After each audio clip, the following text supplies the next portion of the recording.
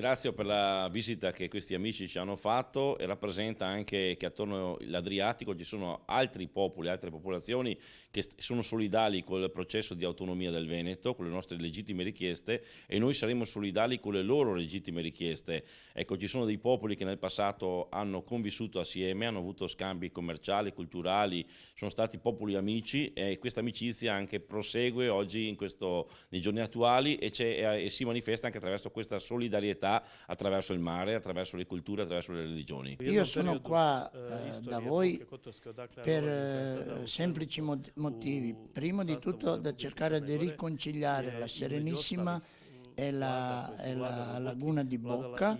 Il primo motivo è più importante. Poi abbiamo avuto un monastero distrutto in periodo della Serenissima e 72 monaci ammazzati, anche lì di riconciliare, di dimenticare brutte cose e mettere in avanti belle cose.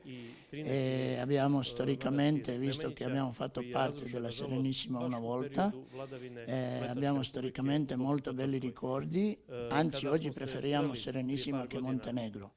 Noi cerchiamo autonomia perché siamo serbi e cerchiamo autonomia dal Montenegro culturale e economica, visto che Montenegro si è girato verso il NATO, si è staccato dalla Serbia e ha fatto parecchi dispetti a noi. Noi vogliamo rimanere in certo modo con la Serbia, con la nostra autonomia e fare rapporti economici e culturali con la Serenissima, che anche Serbia, una parte della Serbia cerca le stesse cose.